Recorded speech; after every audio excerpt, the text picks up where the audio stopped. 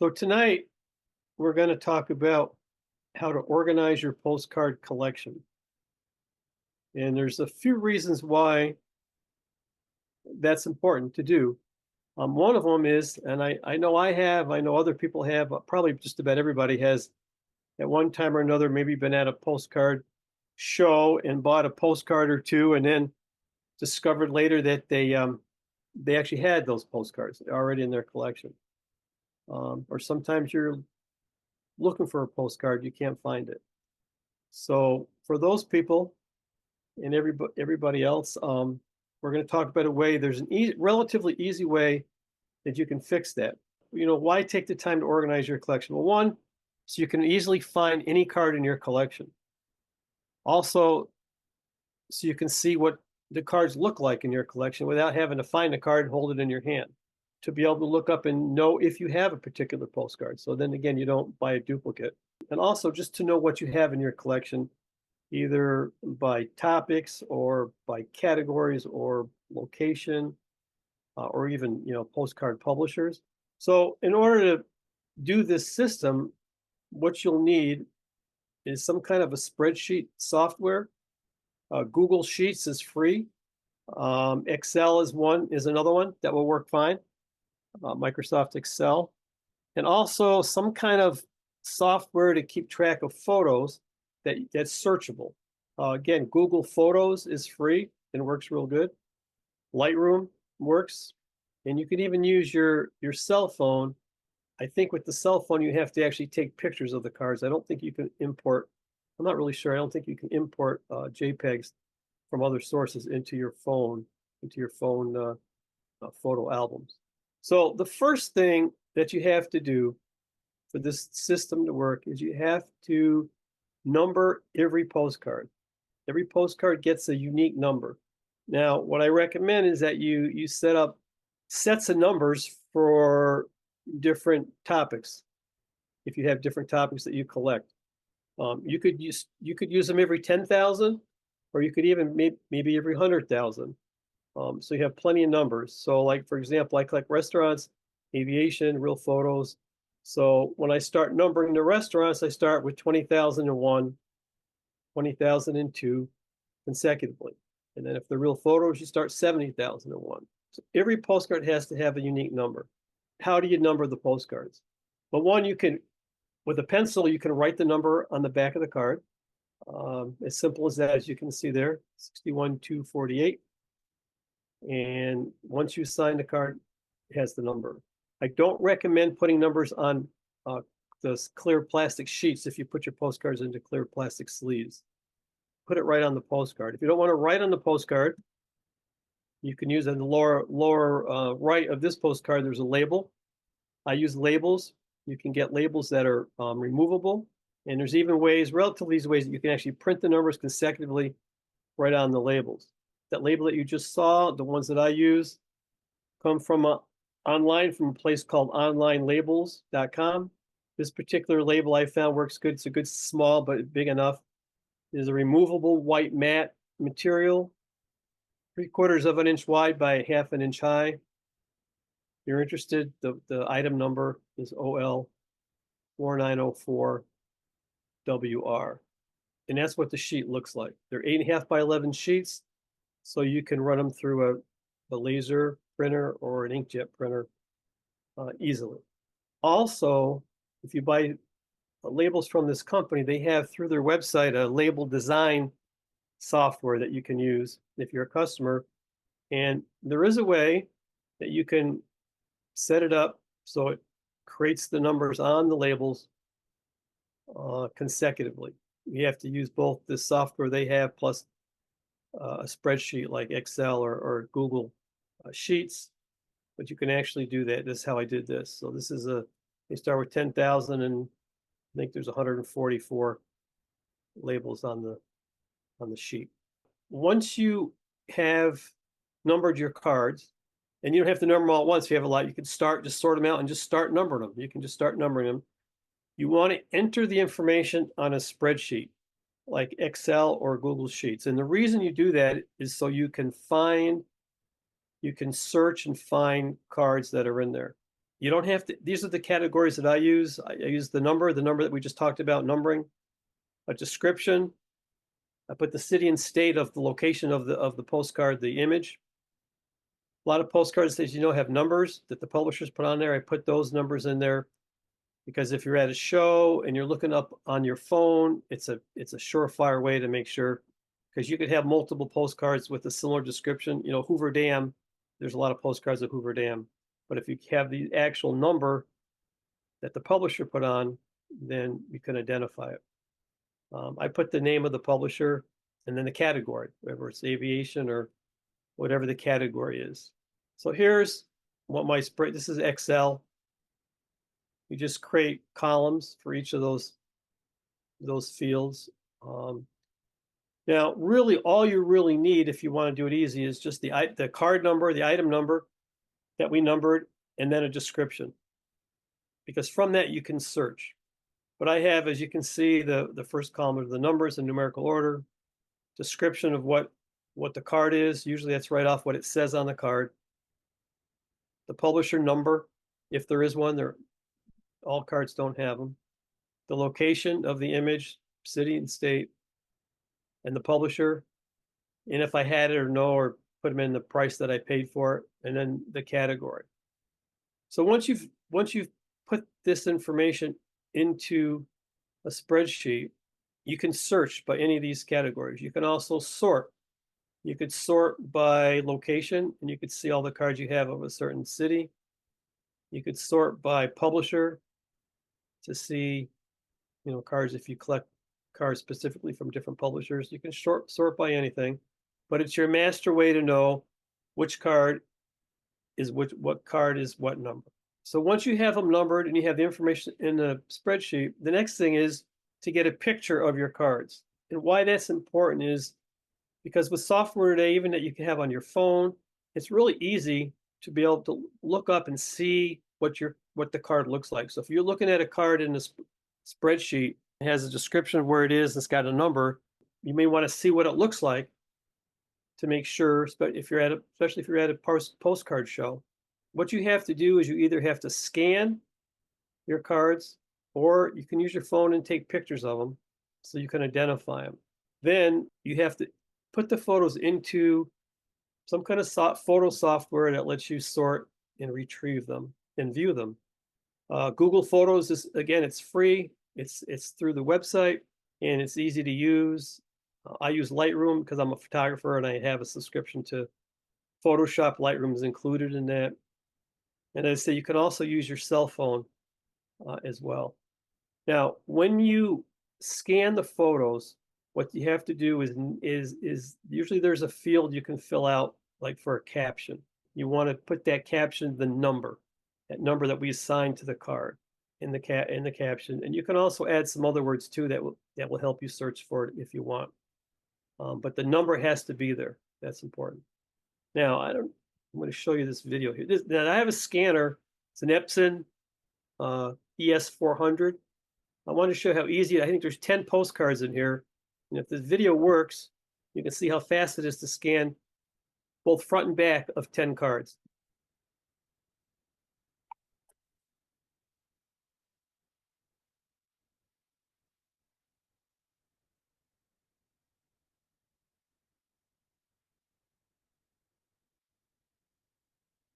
And that's it. So you can see it's easy. It's fast. Put the cards in. You can do one at a time. You could do several at a time. You don't have to do front and back, but this particular scanner will do front and back at the same time, and it's very fast. You can also set the resolution. You don't want to have a high resolution for these because it's mainly just so you can see them. You're not going to print from them, and then they're smaller files. So that's how I scan mine. With this particular Epson scanner, what happens is after you scan them, they come up on the computer screen, and then you click on each individual card. It shows you the card, and then you can see on the top it says file name. You can put the file name. You can name it. You can name whatever you want, and you put the number in. That 5-digit number I use. You put the number in that matches to that postcard. You could add a little description if you want, but it's not necessary. You just want to have the number there, and that's the way you can find them when you want them. You can pull them right up, and I'll show you that. So you scan them and you number them one at a time. Takes a little bit of time, but it's not too bad. And you should put the numbers on the cards before you scan them, because once you have the number on the card, it's there. You'll always know what the number is. So once you have the cards scanned and the file name with the card number, if you import them into this is Google Photos, and this will show you. And we'll afterwards, I'm going to do it live, I think, and show you a little. But this is if you see on the left there, you would create an album called Postcards. You can search. You see there's a box right here. Search your photos and albums. So if you look up on your spreadsheet a particular card and you want to see what it looks like, all you have to do is put the number in there and hit enter, and it'll come right up. Plus, you can also see all your cards. You can scroll through them too. So when you search a particular number, the card comes up. You can see on the right, it has information. It shows you again at the very top the number that you put in when I scanned it, that 220013, and it's got other information automatically puts in there from when you created it. But the main thing is you want to have the number there. So just by putting in that number, presto, if you're at a postcard show and you look at your spreadsheet, which you can do on your phone too, and which in your hand, it's easy. You see the description, you see what the number is, and you put the number in, and there is a picture of your card. So you know if it's the same card you're looking at, or you know exactly what it looks like. On your phone, you can do a similar thing. This is a screenshot from an iPhone, and where I opened up a photo of a postcard that was taken with the phone and cropped. But if you see on the bottom, there's an eye with a circle. If you click on that eye with a circle, this comes up, and it's got all sorts of information, especially if you took it with the iPhone. It shows you where you were when you took it and the time and everything. But you'll also see right underneath the picture is the number. So you can go in right here, and you can go in when you hit the eye for the information page, and you can type that in. So you can take a picture of your card and you can type in the number if you want to do it on your phone, if you don't want to use some kind of photo software. And then again, you can search. There's a search feature in the phone for photos. You put in the number and it'll come right up. So it's very easy to find what you're looking for. When you store your cards, whether you store them in boxes like this, or in piles, or in album sheets like this, you should store them numerically by the number on the back of the card. If you pull a card out for some reason, it's really easy to stick it back in order. If you sell a card to somebody, my advice is just to leave the empty spot, because you don't want to be removing every single card just to keep them in, to avoid an empty spot. But this way, you can find any card in your collection just by that number. You can look up a description, you can see it. If you want to find a card, it can be in piles, it could be in these binder sheets, or they could be in a box. The numbers are on the back, and you just can find them. It works. It's something I just started using recently. After searching for other ways to do it, this turned out to be the best way, and from trial and error. And it's easy, and we're going to end a little early because that's pretty much it. But this is going to be a demonstration of how you can create a Google Photos file with your images of your postcards that you scanned in. The first thing to do, remember, is to scan in the postcards. And when you scan them, you want to name the file name to be the same, to be the number, the ID number that you assigned to your cards. Each card should be assigned a unique number. So once you have the cards scanned and saved with a file number, put them in a folder so you can find them. And then you want to, if you don't have a Google account, you have to go to google.com and create a Google account. It's free. And once you do that, you want to go to photos.google.com, and you'll get a page that'll look similar to this. I've got a couple albums over here already set up for testing. But the first thing you're going to want to do is on the left-hand side, you're going to click on albums. If it wasn't already selected. And then you want to go to the top right and click on create album. The next thing you do is you name that album. We're going to call this Postcards Photos Demo. Then you click the button in the middle that says add photos. And on the top right, select from computer. Then you want to navigate to the folder that has your images in it that you saved before. I've already done that. So, well, we'll go back to it. Okay, so there are the images. As you can see, the file name is the number that we assigned to the card, the unique number. So we're going to click on the first one, hold down the shift key, click on the last one to select them all. And then we're going to click on the bottom right. It says open. Now that will import, put this at the top, that will import the photos into that album. And click done. And then click the back arrow key in the top left here. That'll bring you back to your main page. And then we're going to click on the album, open up the album with the 7 images that we just imported. And you can see there they are. They're all in there. And you can click on any individual image. That will bring up the image enlarged.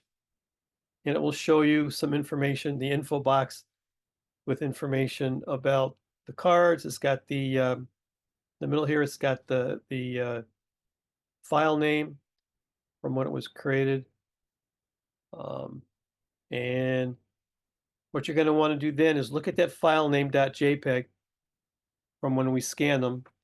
And you're going to want to put that number, just the number, the 40011, into the info field. Well, these were done, but it would say add a description if it wasn't already done. So you go up to this field at the top, and you look down at the bottom to see where what the number is of the card. Probably when you do this, you may have the cards in front of you, so you'll already have the numbers written on them, so you can just look that way. And you're going to want to type in the number 40011, and that names that card. Go to the next one. There's a arrow here. If you run the mouse over it, it'll pop up. And the same thing. This has already been done. These are already been numbered. But you can see that the number I typed in earlier matches the number of the image file. Okay. And you can put them all in there. You can put all the cards that you want. Now to go back, we're going to click on this arrow, left arrow on the top left of the screen. That'll take us back to the page that shows all the photos in that album. Go back again on that arrow and take us back to the home screen. And as you can see, there's a search box at the top. Let's say we want to search for an image. We'll put in the number.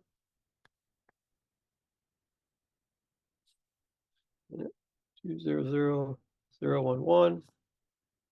Hit enter. And it comes up.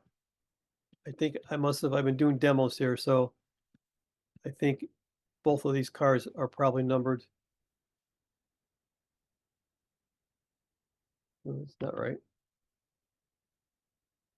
Hang on a second. What happens is when you first load these in, there's a delay in when it gets the numbers assigned to the card, because this is all being done up in the cloud. But I'm going to go back. Let's go back to an album that was in there prior. And I'll show you how you can just retrieve them. Go to my test folder. And this one here is 40011. So if you're back even at the home screen, you can type in the search field 40011, enter, and that card will come up. You can click on it and see a larger version and see that it's 4011. Now, the nice thing about this is if you're at a postcard show and you see a card that you like and you'd like to buy, you want to make sure you don't already have it. You can, if you have your a printout, or you can look depending on you have your spreadsheet in your phone with the Google Sheets or Excel. Both of them have apps. You can do them from the phone. You can do a search for the description of the card. It'll come up. You can see if it's there. It'll have a number. And then just to make sure it's the right card, you come to your Google Photos on your phone and you do a search for that number, and you can verify that it is indeed the same card that maybe you're looking at and getting ready to buy. That's all you have to do. It's that easy. It's I recommend that when you scan your cards, do them at a lower resolution, because Google gives you a certain amount of space that's free. I think it's 15 gigabytes. Yep, 15 gigabytes. And it'll show you how much you've used of the 15 gigabytes. If you want more, you can pay for it. But if you scan them at a low resolution, you should be able to get a lot of cards in there in the 15 gigabytes. You probably should not have to pay for extra space. So that's how that works. Thank you. Okay, now I'm going to demonstrate how to create a spreadsheet. I'm going to be using this with Excel, but you can do the same thing with Google Sheets. It works pretty much the same. We started here with a brand new spreadsheet, blank. First thing I always like to do is click in the upper left-hand corner, which selects the whole spreadsheet, and then just up here in the top between the columns, we're going to just widen one out a little bit, and that'll do that, widens all the columns at the same time. Okay, so we're going to put the headings across the top. The first one is the ID number, that unique number that each card gets. The second one, always put in a description of the card. And then you could put in the location of the image.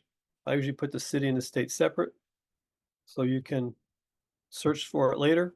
You can add as many columns as you want.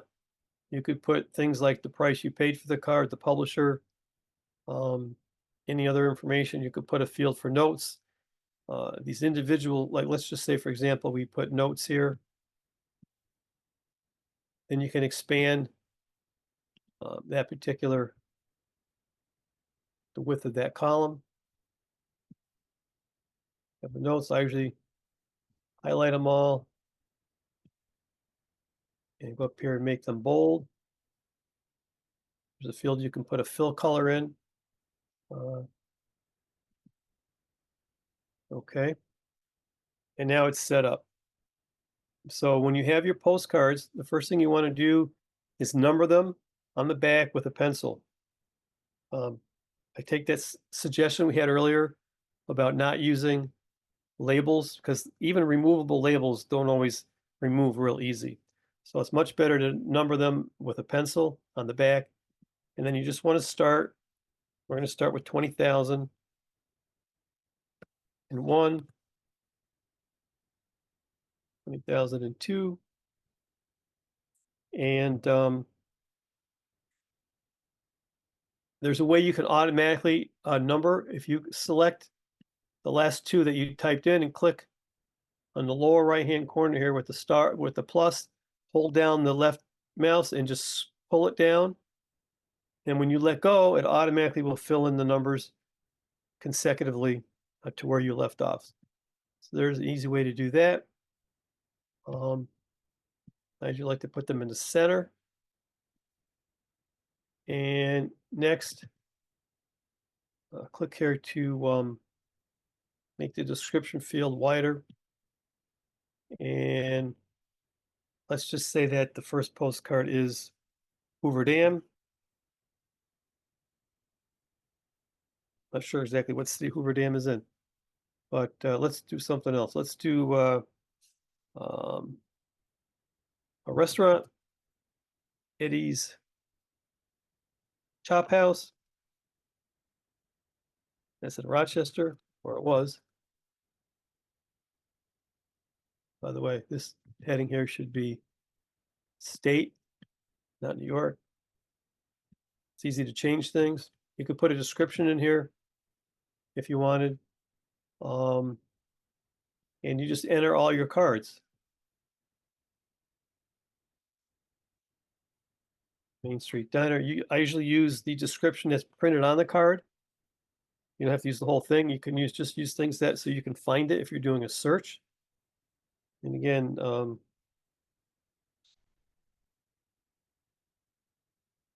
reason you put all these fields in is to make it easy to search for the cards that you want to find at a later time.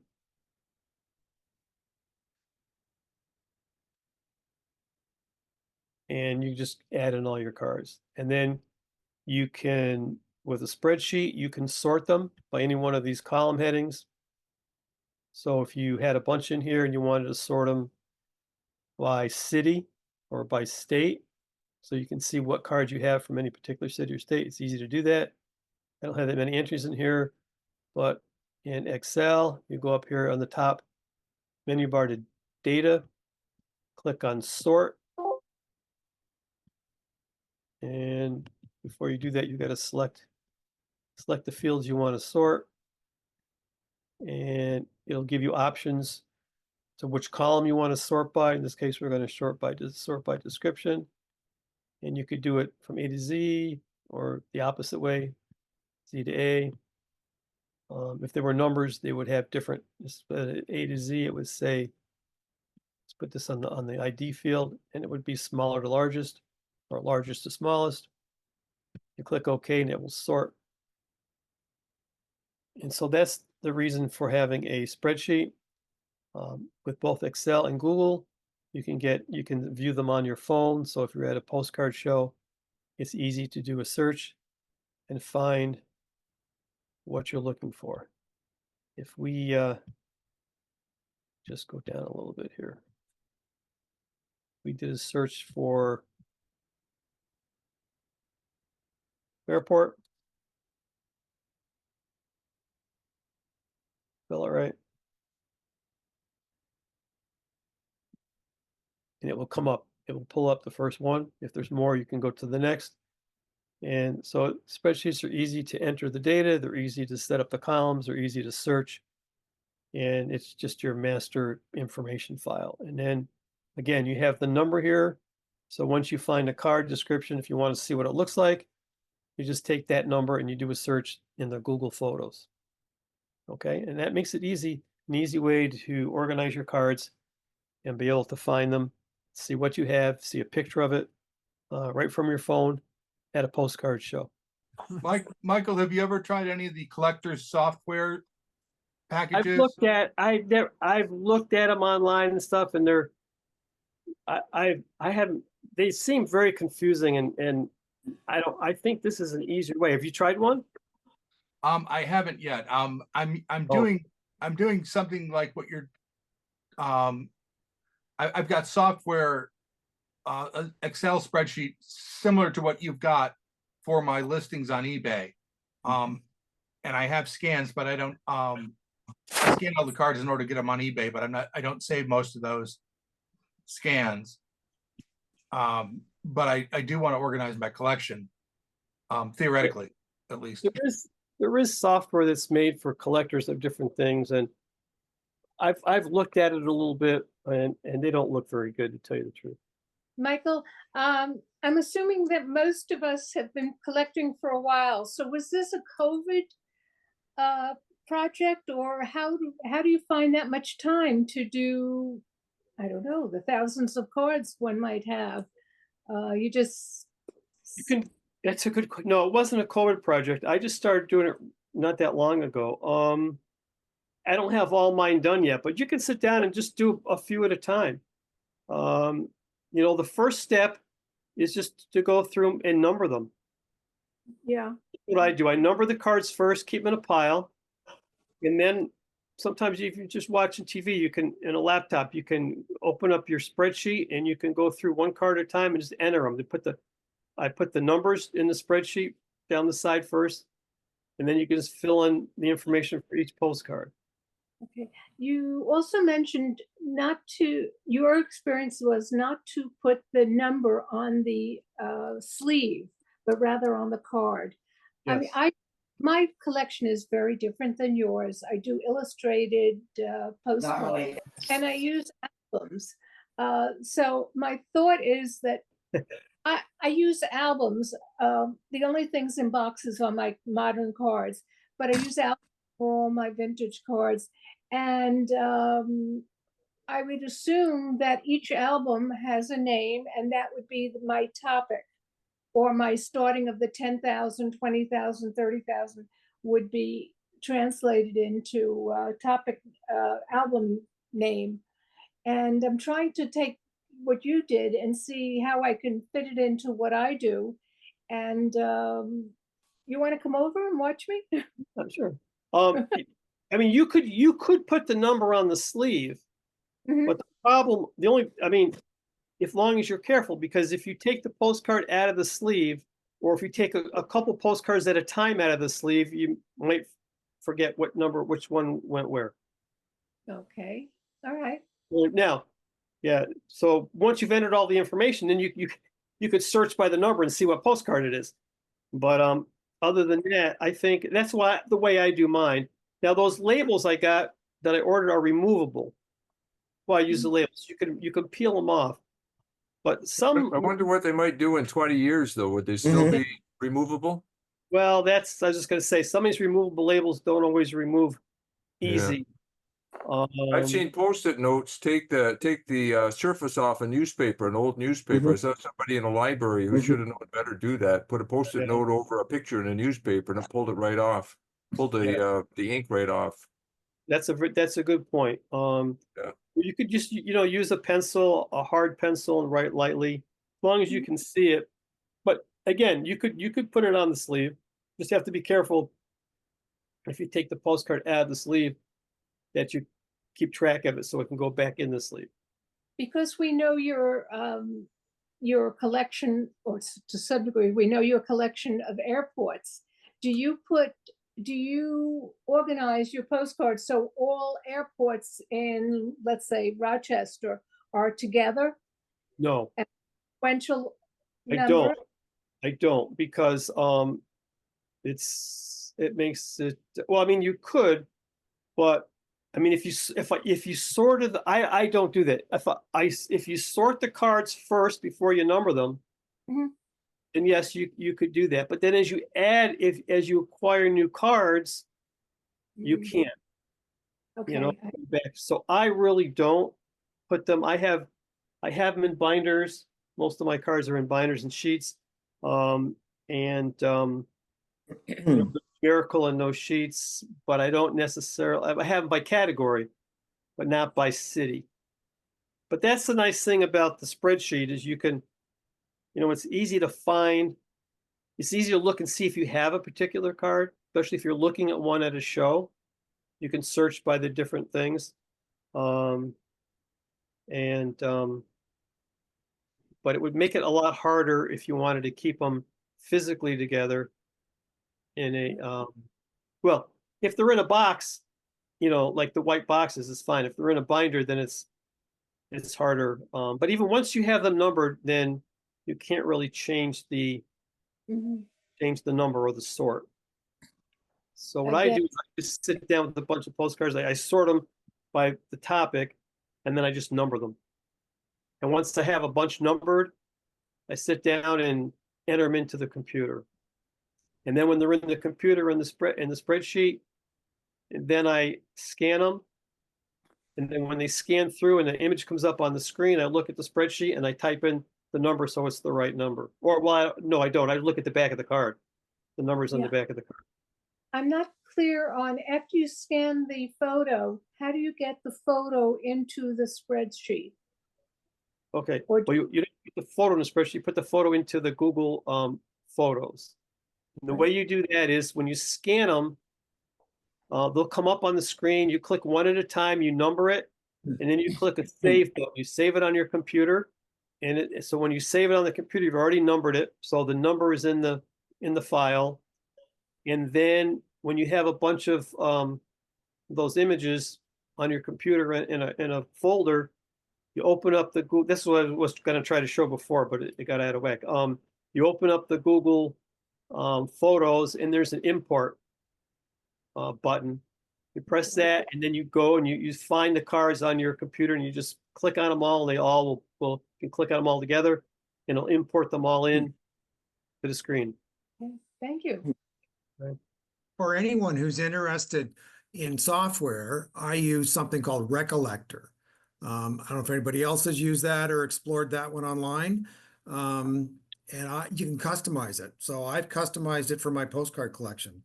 So I've got fields for, the state, the city. I actually record message or type out all the messages on cards. I got time, so I do it. And it's all searchable.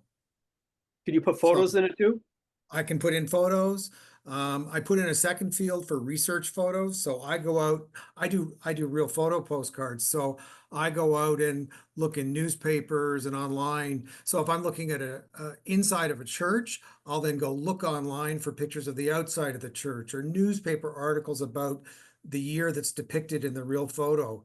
And then I will cut and paste those as JPEGs in as research photos. So it's a database rather than a spreadsheet? Yeah, it's a database. Yeah. Okay, just want to make sure I understood. And how do you spell that? Recollector. So RE collector. And it costs about, my vague recollection, it's about $50 American. It's a one-time only fee. And if there's updates, you get an email in the system that says there are updates, and there's no charge for those updates. So you pay it once, it's on your machine, and it works really well. Can you get it on your phone too? So if you're at a show? You can. I scan my cards at a pretty high resolution. So my phone doesn't like it when I upload the database to my phone. Okay. But you can.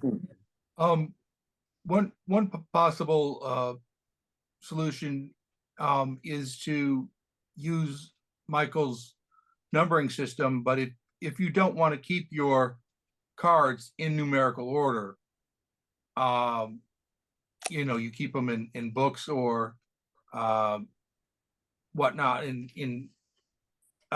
You could, so it doesn't matter if you numbered all of your New York Railroad stations consecutively, you can put them in your New York Railroad album.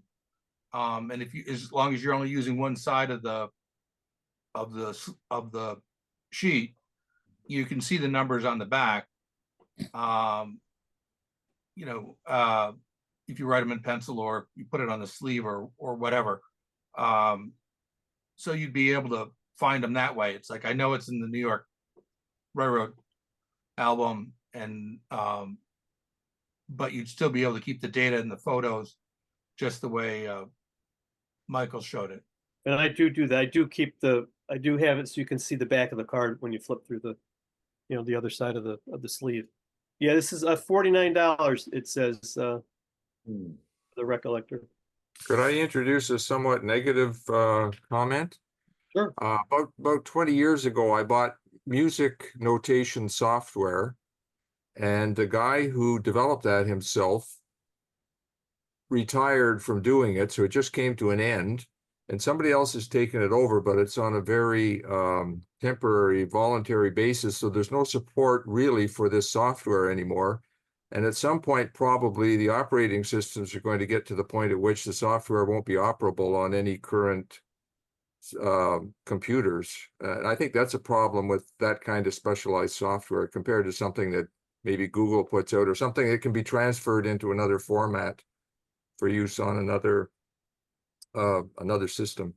So that software, I'm kind of stuck with it. Even it's dead-ended now, but I'm stuck with it because I've got a lot of music put into it already. And that would be the same thing with the collection. If the software is no longer supported or becomes incompatible with new systems. So Yeah, that's a good point. Very good point. Just a If thought. you're able to export, if there's some way you can export the Yeah. data Yeah, out of the system.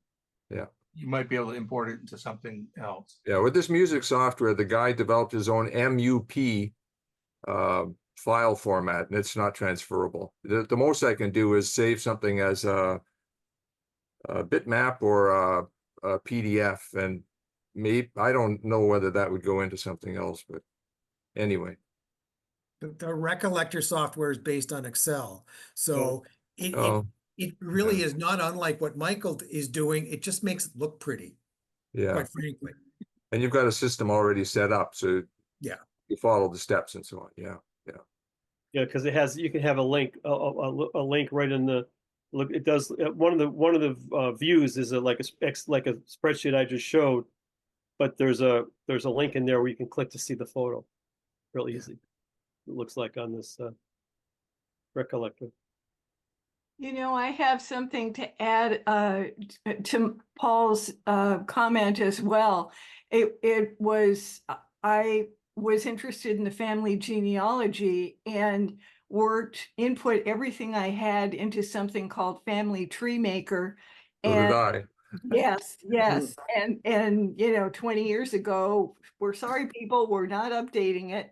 And so the smartest thing I did was print everything out and put the family trees together. And I have some information, but not everything. There was a whole lot that was lost. And so Michael, you didn't, at least maybe I missed it, but printing your pages out is really helpful. Yes, you can print it. You can definitely print the spreadsheet. Yes. Just print it out. Oh yeah, definitely. You can print that and take it with you. Yeah. Hmm. Yeah. Thank you. A lot to think about. Great job. Mhm. But it is nice to have some kind of system. At least you can have a way to be able to find something or know if you have it, you know? Yeah, at a show, often you're really on the spot and you do want to know. The truth of the matter is, as a dealer, if I have a duplicate, I put it into inventory. But there are some things that are more personal that I'm looking at. I'm trying to finish a set or something like that, and you want to be on top of it. And this really gives me some forethought as to what I could be doing. Thank you. Okay, well, it's for both you, Michael, and for Susan, is that, don't you list, if you have duplicates, list them separately? I do. Each card would have a separate number, regardless Yeah. of 2 or 3 of the same one. Yeah, each card, because yes, to keep track of each individual card. That's what I thought. And then the other thing is, maybe it's because I've spent most of my time in collecting with Detroit's, but they change over time. So there are different versions of the same number. Yeah. And Oh, so the same image with a different number? no, No. same number with different images. But Oh. it's the same core image. So the negative was the same, but they changed it as the, It's a variation. yes, Mhm. that's, thank you, Michael. I couldn't think of the word. A variation of the same image. Yeah, Okay. It could have been published 2 years later and they used right, it. when they had updated their system, so that's why I've always done it with multiple listings for the same thing. So if it's number 8724, I would do it 8724 version 1, version 2, version 3, version 4. Yeah, And 'cause it might change, like the light, sometimes they go into twilight or they go into night, and it's the same image. Right. And they have flags. I think you told me they did as many as 9 different flags on some of the buildings.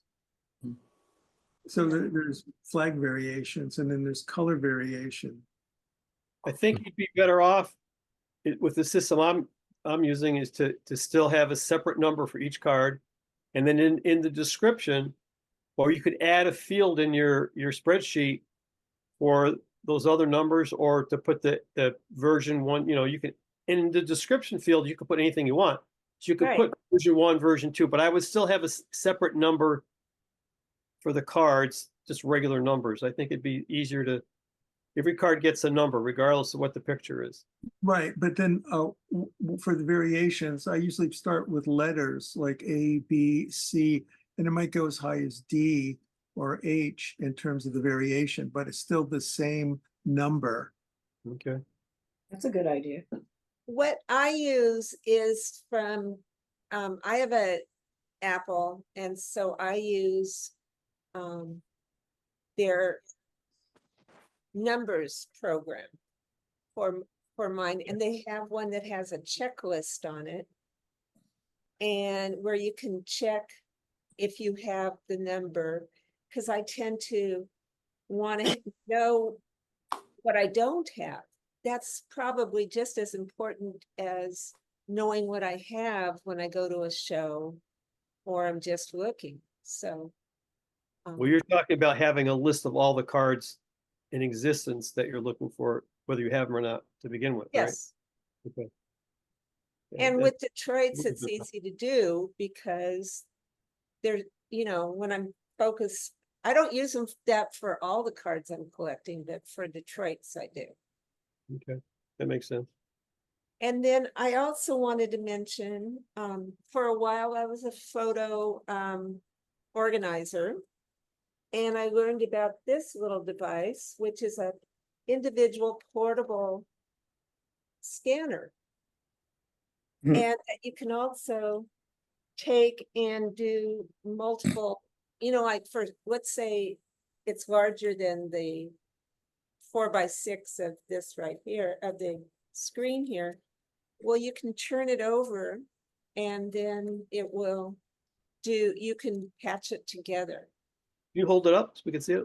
Hold this Sure, up. it's called a flip pal. Can I comment about that? I have one and I love it, but I'm Yeah. thinking years to come, the USB won't fit into any computer, so I'm worried about it. But I don't know how to delete past pictures. Have you solved that? Oh, how for the card? How to delete? Yeah. No, but I've also reached the point where it's not fully compatible with my new Yeah. computer. Hmm. Because it's a card versus a USB B Oh, for this, but my new MacBook is USB-C. Wait, the scanner uses a memory card? Did you say? Yeah, Well, should you be able to, does it come out? well, it does because I don't have anything in there right now, so. Card comes out. Well, then you could get a card reader, plug into your computer and transfer them right over. Yeah, I do have one Oh. somewhere. I just need to find it and do it. Yeah, so that shouldn't matter then. You should have any problem with the new computer. Yeah. But also using photos, it also you're able to just get in and also do corrections and things like that and search through. So what if you acquire 20 cards, how much time does it take to square them all away? 20 cards? Oh, 20 cards won't take long at all. Maybe, I don't know, 20 minutes. You just sit down and number them and scan them and enter them in the spreadsheet, you know, maybe 25 minutes or so. It takes time when you start with the collection that you haven't done, but you don't have to do it all at once. You can do it, you know, piece by piece as you have time, because you can easily look at the cards that are numbered and the cards that aren't, and the ones that aren't, you know, you have to number them. And Roughly how many do you have at this point? me that are in this, less than 100. I haven't put that many in yet compared to the cards I have. But I How just many cards do you have? like 3 weeks ago. Well, that's a good question. I have a collection of cards that I acquired. Somebody gave me. It's like 15,000 aviation cards, but I don't consider those in my collection until I have time to go through them all and pull out the ones that I want to collect. But my other cards, I probably less than maybe 1,000, less than 1,000. But I do have a pile of like 16,000, and I got like 22 those, you know, dealer boxes filled with these things. And Somebody died and the guy's daughter gave them to me. And after she realized it was gonna be too hard to sell them, but a lot of cards in there I don't like, and there's a lot of duplicates. So it's gonna take me some time to go through them all. What other cards what other cards attract your interest? What other subjects attract your interest? I have real photos. I have restaurants, aviation, some local cards for a couple different towns. I also have street scenes. Kurt Tyke's views that I collect, that I like from, and they're from all over different locations. Michael, if you Yes. can hear me, Yep, we can hear you. really do find great. I like the whole concept. It gives a lot of control and precision to a collection, which probably wouldn't work for mine, but it does give me some ideas about organizing things. But I just wanted to say, I do find the removable labels to be problematic, and I think you should seriously think about it before you put anything on a card. As a seller, when I see those, a label that goes in the quarter bin, and as a buyer, I usually go right past it. And in my collection, I don't like stuff like that, but just taking that label off, you're going to have to put a little pressure on it and ding it up. So how do you do and your, it will, even if you don't really see it. do you write on them with pencil, or I what would, do you do? well, I could see the efficiency of having labels printing out real quick, but what I would probably have them is plastic sleeves. I'm holding my hand here, plastic sleeves, and kind of putting the label around so it's sealed and the card can't come out of the sleeve. If I was going to use a label on the outside, it kind of, to your point in the beginning, stuff could get mixed up, but if you're real careful, that process might work. But I'd be really careful about putting anything on the card itself. Okay, that's a good point. Yeah, I don't know what any of those chemicals are that they use, and like the other gentleman said, those yellow Post-its, I've seen those on covers and stuff, and they leave a trail or they take off some. So it's over time. We don't know what happened, and they're stored in heat and that kind of thing. So I'm gonna speak up as a person who's been in the archival and manuscript profession. Do not stick stuff to any of your documents. Only use pencil on your postcards, and make sure you have a very hard surface underneath so you don't emboss them in any way. Because if you have a soft surface, when you start putting a marking pencil on your card, you can emboss it. And you don't want to do that. That will harm the image on front. And I do recommend using a pencil, and kind of light, probably a softer pencil is the best thing to do, in case eventually that can be gently erased off if it changes hands to some other collector, another person in time, unless you have plans to donate to a historical society or archives, which is something to think about for your cards if you like to keep your collection intact. And there are companies that sell erasers, like the company is no longer in existence now here in Rochester, called Light Impressions. It was Archival Supplies. And they sold erasers that were designed to remove pencil marks on delicate documents, like a postcard back. And they were a very soft eraser. And they would even remove, if you used a very hard lead, it would remove the image without smearing it or damaging the surface of the card, or whatever object you were working on. So you can buy erasers for our Roseanne, what was that one you had, Roseanne? This one's an old one. It's a Barrel E501. And here's one that I have. That's the best. I have something similar. Stadler Mars. But you don't want to use a technical pencil on the back, because then it's really hard to get off. So. Wait, Susan, hold that up again, Susan. Hold that up again, Susan. Yes, that's called Mars. Oh, how about if I turn it right side up? There we go. That's good. Yeah.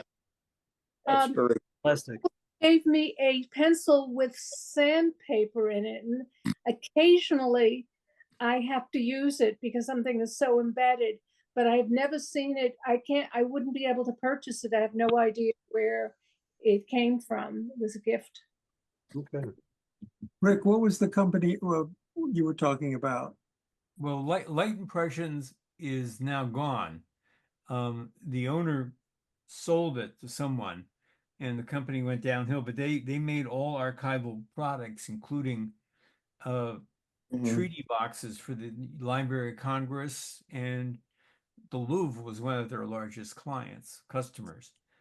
They sold all around the world, and they made these erasers or sold them.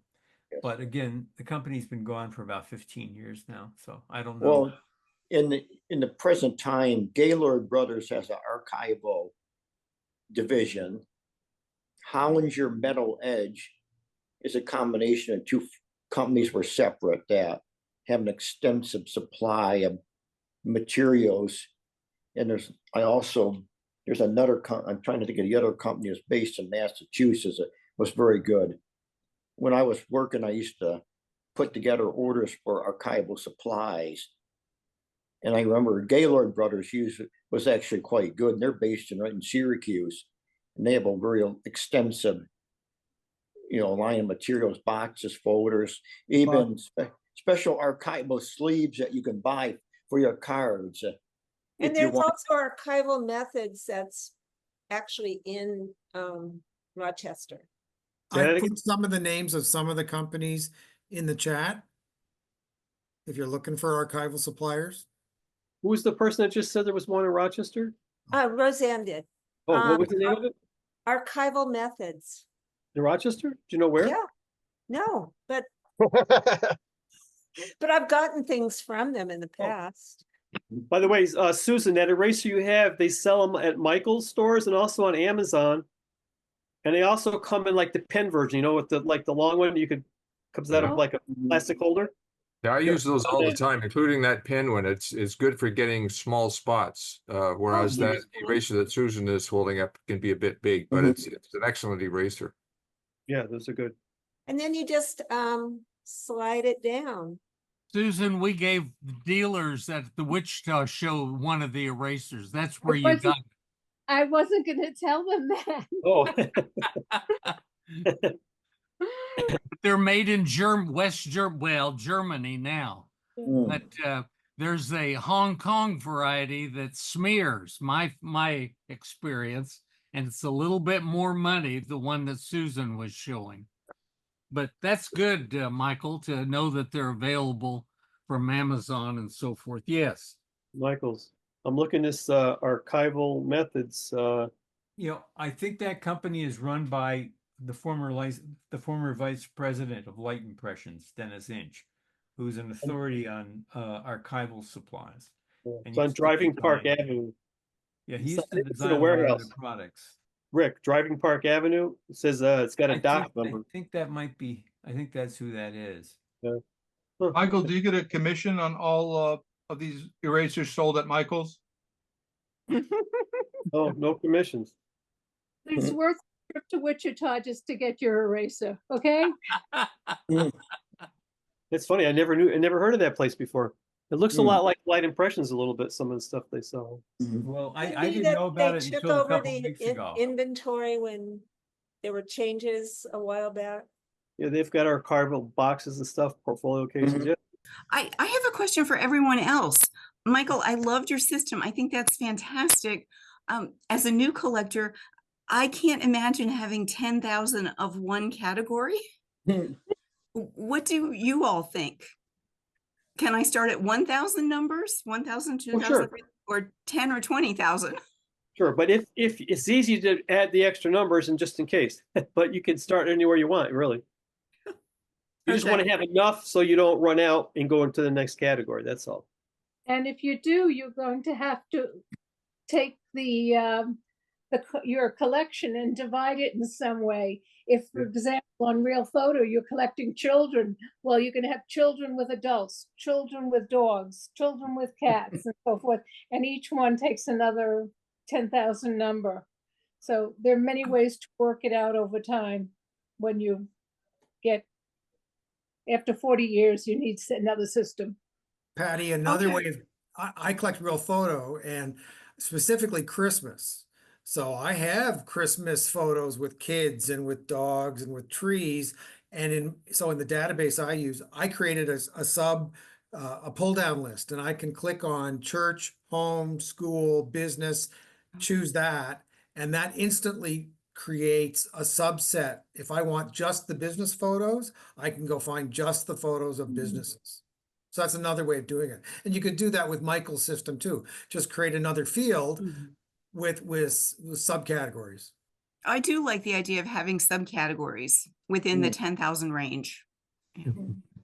And on the spreadsheet, you can add whatever you want. As Tom says, you could add any other fields you want, unlimited. Yeah, I think this is great information. Well, thank you. Thank you, everybody, for coming. Thank And you.